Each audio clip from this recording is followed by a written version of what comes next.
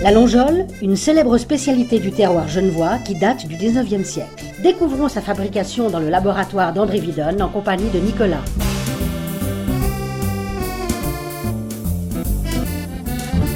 Pour nos longeoles, on va prendre des têtes de porc et de la bordure de poitrine.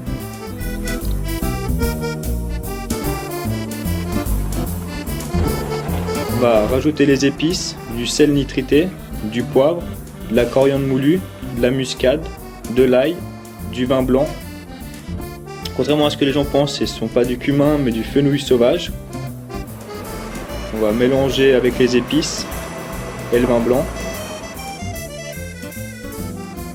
Une fois notre pâte bien mélangée, on va la rajouter dans le poussoir.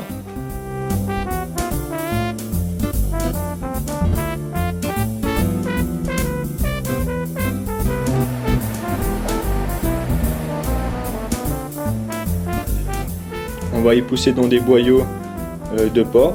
Après, on y pousse un grammage de entre 300 et 450 grammes.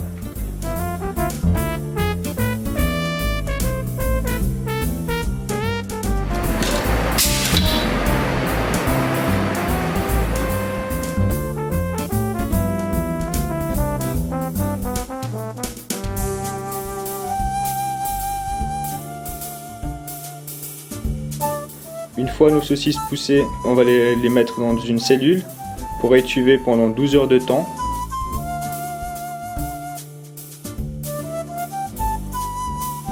Pour qu'elles aient une belle couleur et qu'elles soient bien sèches, prêtes à la vente.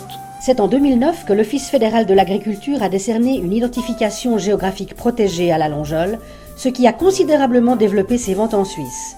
C'est d'ailleurs une fois par année la reine de Zermatt. Et maintenant, c'est un rendez-vous incontournable. Le premier jeudi des vacances scolaires genevois, on fait la longeole sur la place du village, au buffet de la gare.